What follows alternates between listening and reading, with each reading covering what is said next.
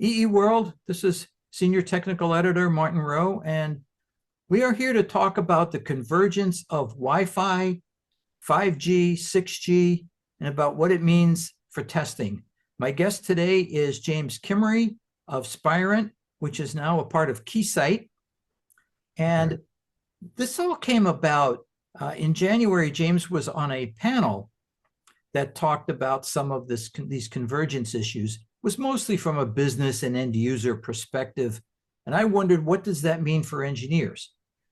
So I asked James the question, how will testing change from the engineer's perspective? What skills, procedures, and tools will be needed? James gave me an answer. He sent me an answer, and but I wanted to go into this a little bit deeper. So James, why don't you start and tell us some of the things that you're seeing and how those are going to affect engineers? Yeah, so I think, from a testing perspective, definitely Wi-Fi, but also in cellular, the bottom line is that the wireless standards have become very complex. And the tools that were normally used in prior generations of cellular and even Wi-Fi, they focus maybe on the RF, maybe on the fidelity of the RF signal, and less on the total solution.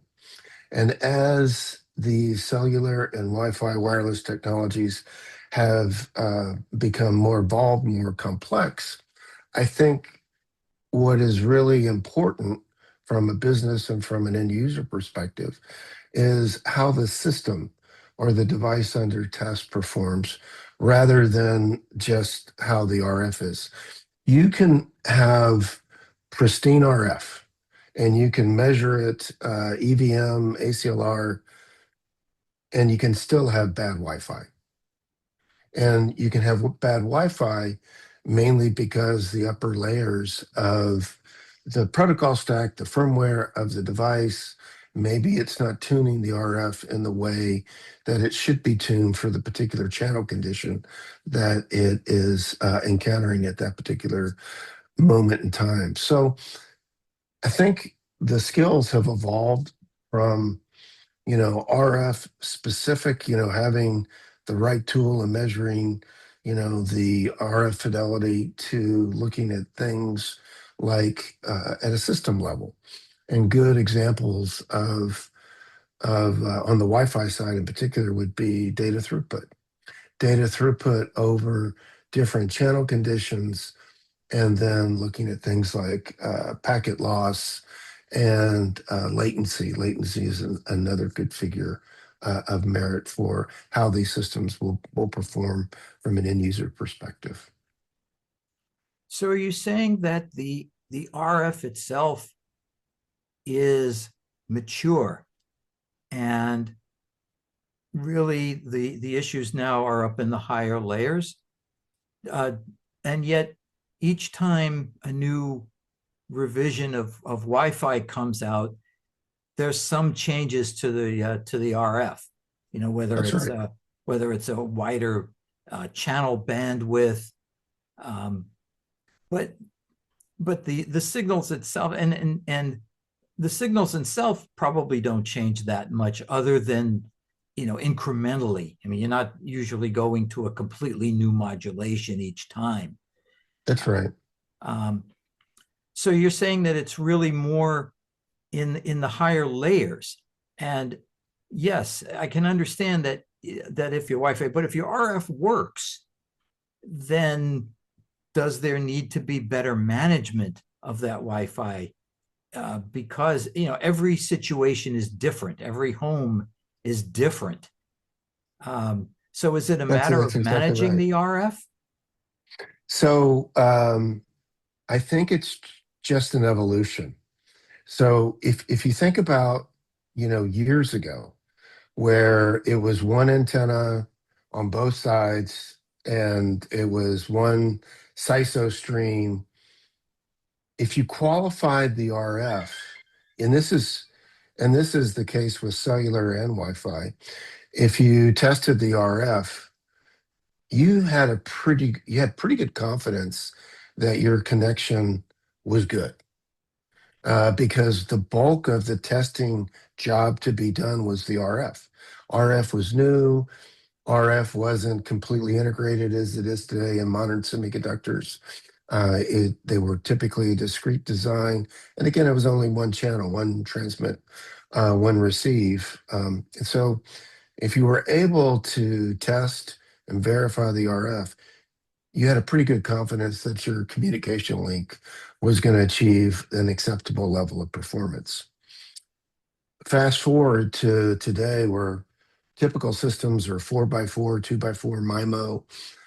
In the Wi-Fi case, it's not 20 megahertz channels. It's 320 megahertz channels with beam steering on each MIMO channel, and each MIMO stream capable of MCS 13, which is the highest in Wi-Fi.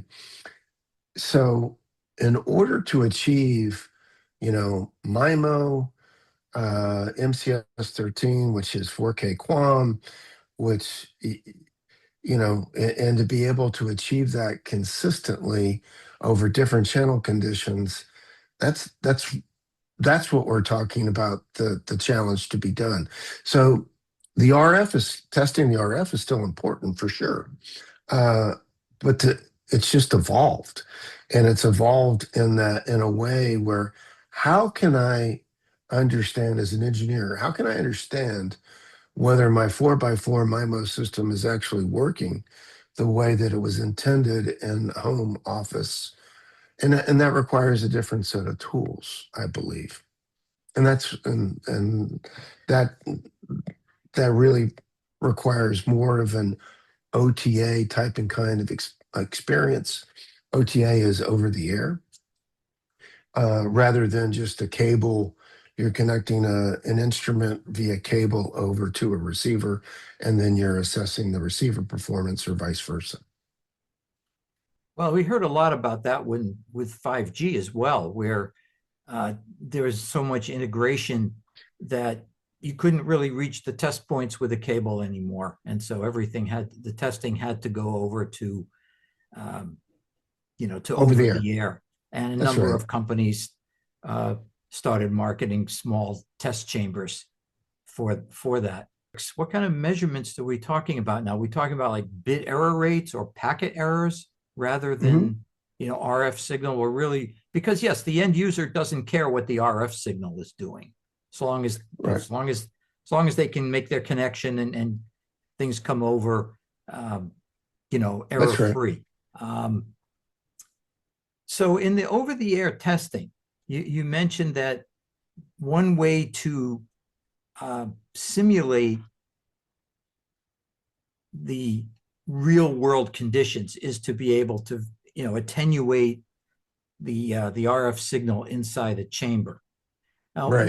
what kind of device are we talking about inside this chamber? Are we talking about, for example, a Wi-Fi router? Would that be, or some other device? Or could you also be using that with some sort of test board for testing chips? Where do you Well, the see answer to that? that is you can put anything in a chamber and test it, as long as the device, access point or client station device, it just needs to connect to the the reference instrument that's in there.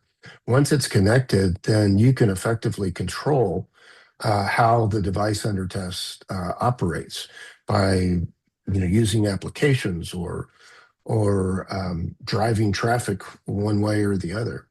So it's the big point is, typically you would have a pristine, or as pristine as you can have, the channel condition, where the access point and the channel, or the client device, they're connected. Once they connect and they're authenticated and they're ready to go, then the regular traffic, whatever interesting application or traffic can be initiated, and then you can observe the data rate, you can observe the latency, you can observe RSSI levels, and you can also look at how many packets have been lost, packet loss.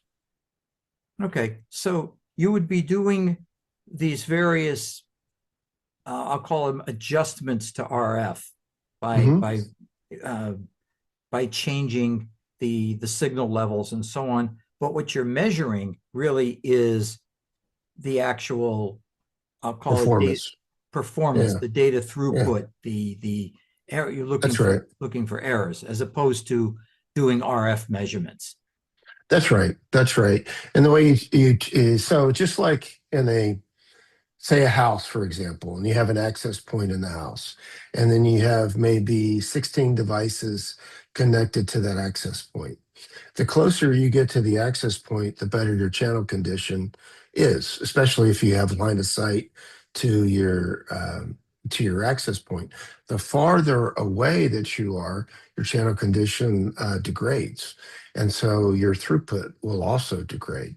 And that's essentially what's done in these boxes, is that the devices stay fixed inside the test chamber, but the RF signals are attenuated so that the distance, it appears that the client device is either moving away or around or directly to the access point itself. Can you do any tests for handovers? And what I mean that by that, Mhm, I have, for example, in my house, I have sort of a main router mhm, that I get from the service provider, and I believe it can handle Wi-Fi 6.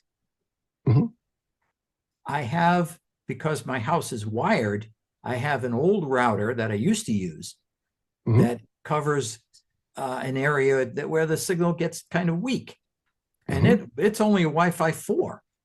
mhm, But and so what happens is if you walk towards it, at some point there's a handover, there's a mhm, switchover. Can you simulate that? And what happens, of course, as people are walking between the two signals, so there's quite a bit of overlap, but eventually you give up on one signal will drop off and then it'll pick up the other one. And everybody complains that there's a little bit of a glitch. mhm. So how do you have a way of testing for those kind of handover situations? Absolutely. That's probably our biggest the biggest market opportunity is what we call mesh type systems and roaming and forced roaming. So as the system I described, where an access point would be your device under test or DUT, would be in one chamber, you put another access point in a different chamber, and then you would have different client devices attached to both of those chambers. And in coordination, you would have one of the client devices, the RF energy that goes to one, maybe that ramps down, and then it ramps up to the other one. And then you can actually visually inspect the AP report to see which one or the client device to see which one it's actually attached to. That's very common. There are also mesh type of systems that have proprietary ways of doing handover with beamforming, and those aren't really regulated by. They're proprietary. They're not regulated by any standard. But that's a big use case for these multi-chamber types and kinds of systems. And then really from a just a technical point of view, you also have this ability with some of the more advanced Wi-Fi 7 and Wi-Fi 8 features.